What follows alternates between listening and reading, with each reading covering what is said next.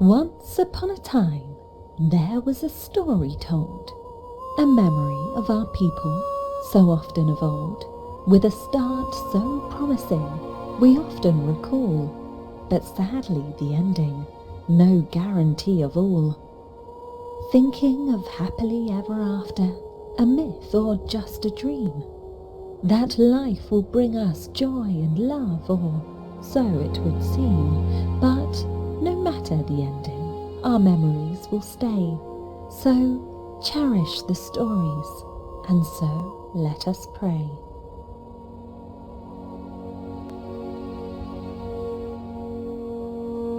Memory is a broken mirror, shattered fragments of past life, reflecting the moments that give each of us strife. Bright gleams of light fading away soon, blurring the lines of reality and dreams that we swoon. The harder we try to focus and to recall, the more the memories slip away and begin to fall. Pieces of life that make us who we are, beautiful shards of memories, dreams and far.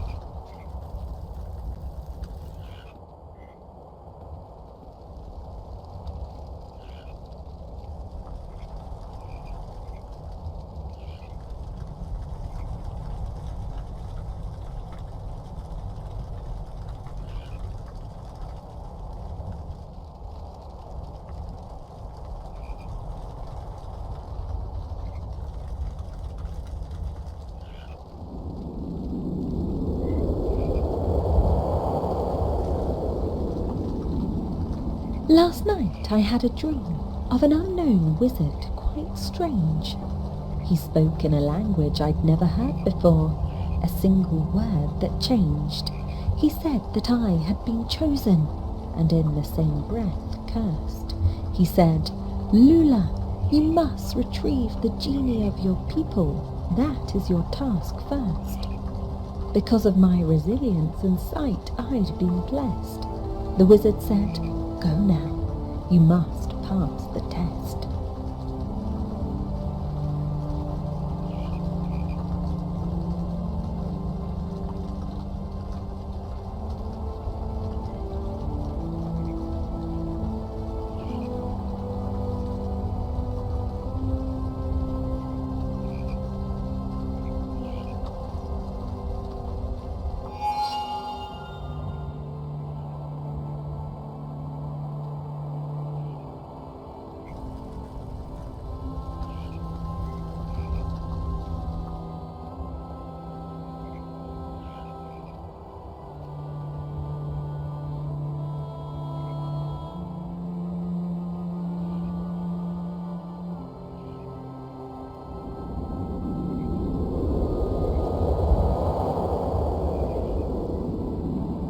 A wizard who wants the genie for own is making his way up the mountain alone, for if he obtains it, our fate is sealed. We'll never again choose our own path to yield. So we must beat him and learn the genie's use, lest we be further cursed and no longer choose.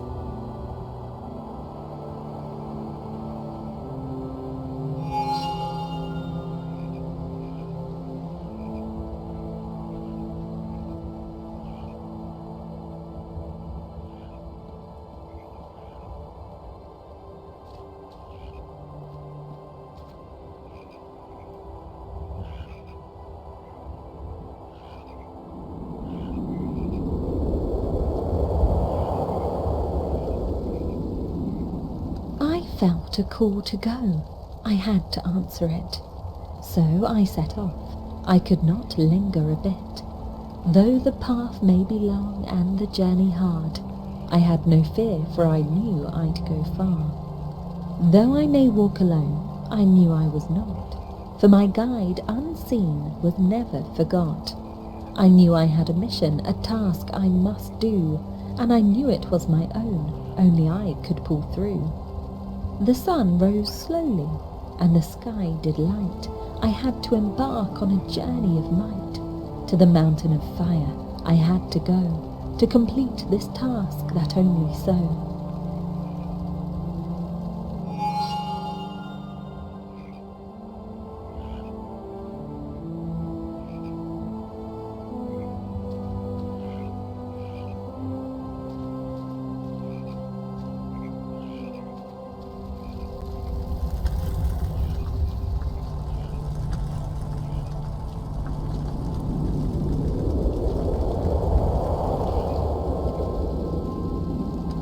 The genie once gave us choice and free will, but now no path is ours to fill. The shamans say that I'm a weaver and a walker, only I have that right to squawk her.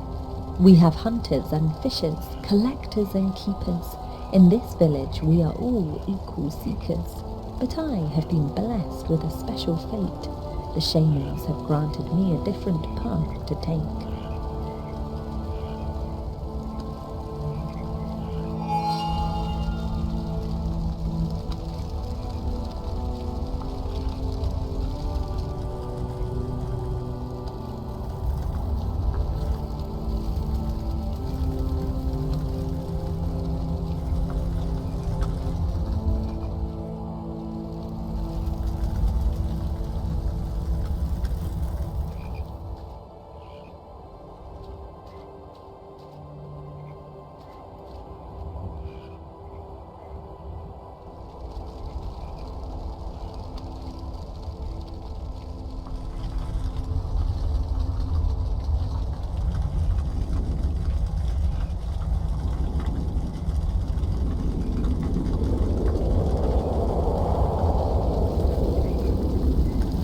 Weavers of words, of stories untold, the keepers of tales that must be retold. Poets and singers, their songs will resound, the warp and woof of our history found.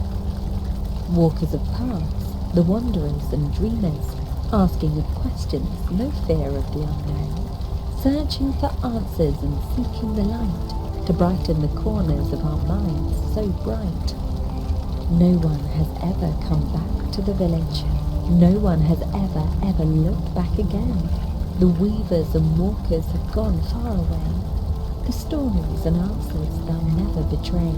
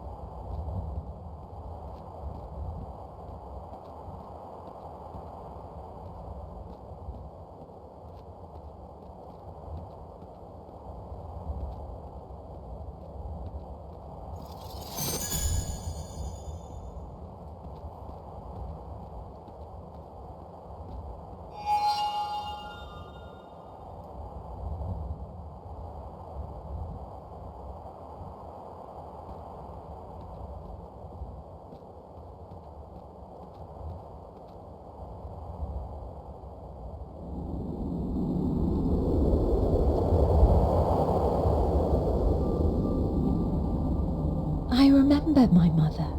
I recall her sweet face, though she had to leave me without even a trace.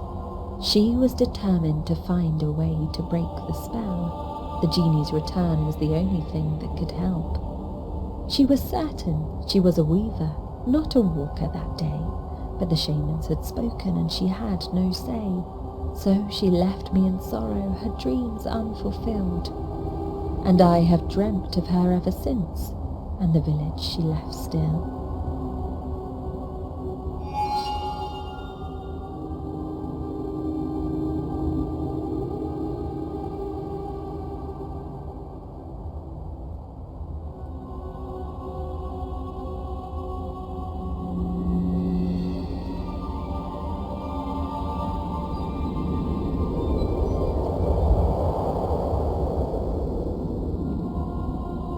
The day she left was cold and wet. The tall grasses had not been met. In a black dress and hair of night, she waded out into the light. She gazed above into the sky. The wind made her look like a patch of summer high. Her arms were clutched to her chest. I felt her sorrow and ran with zest.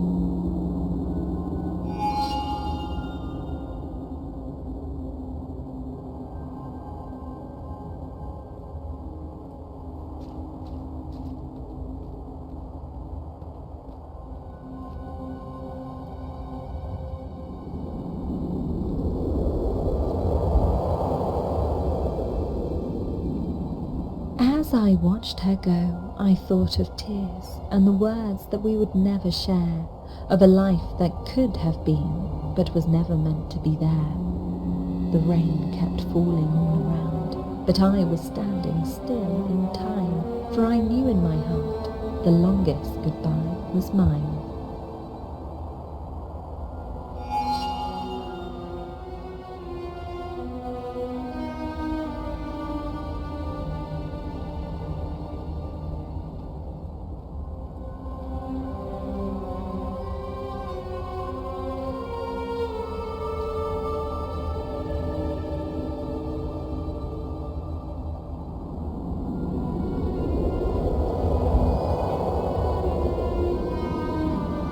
I close my eyes and see a sorrowful sight, her shattered soul in the candlelight. My father's heart deeply wounded and sore, his daughter's tears he can't ignore. I feel the urge to capture this scene through a painting of colour and sheen, but all I can do is run in the rain, feeling the drops like glass on my skin. I run to the shoreline and find my reprieve, where the sand, water and sky all weave a tapestry of solace and peace, where I can finally find my release.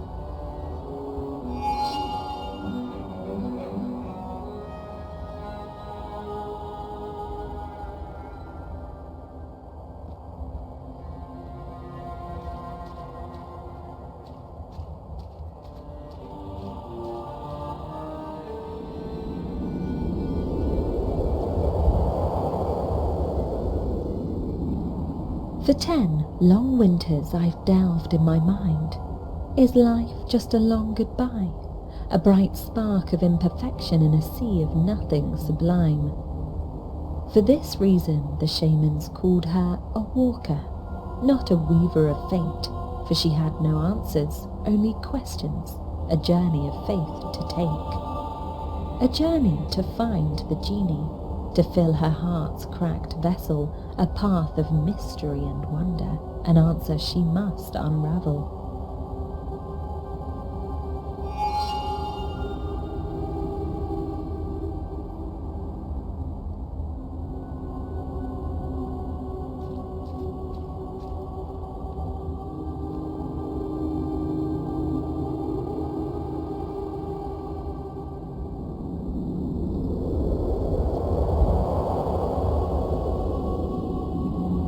The genie I'm seeking seems so far away, a secret so deep I might never find the way. What power could it hold? What difference could it make?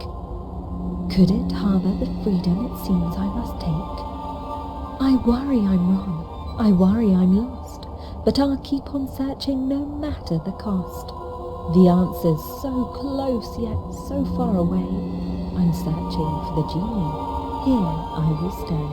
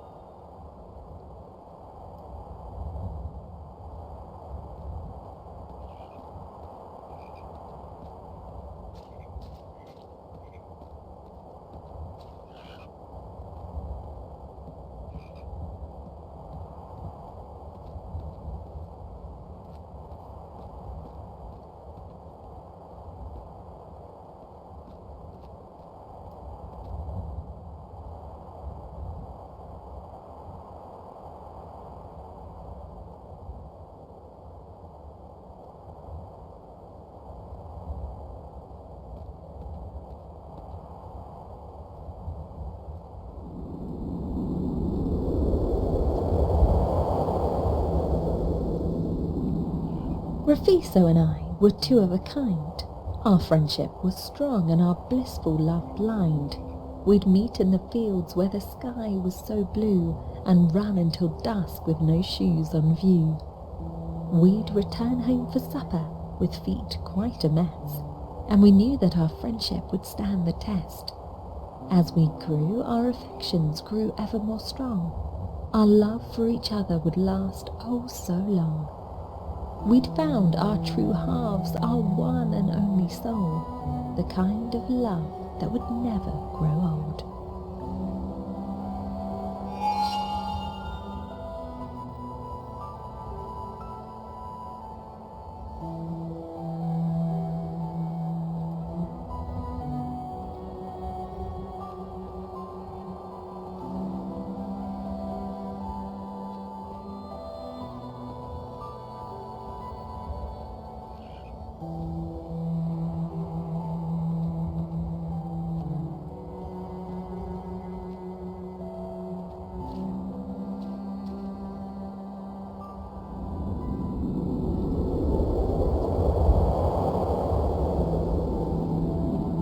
As I sat there with Rafiso by my side, the sun slowly set and the summertime tide, I felt a sadness and a longing in his eyes that made my heart ache and my spirit cry.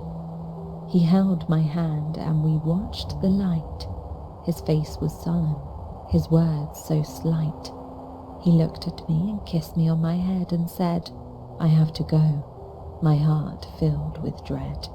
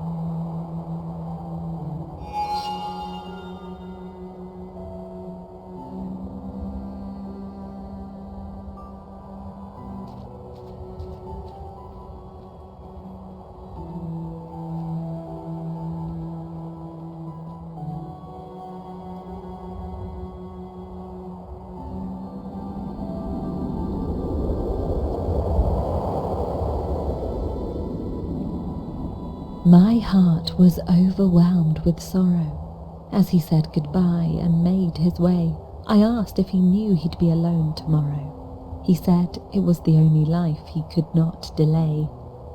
Our friendship has meant so much to me, but he knew he must go and make his own way. The fear of emptiness was greater than his fear of being alone. So he said goodbye, and I had nothing more to say.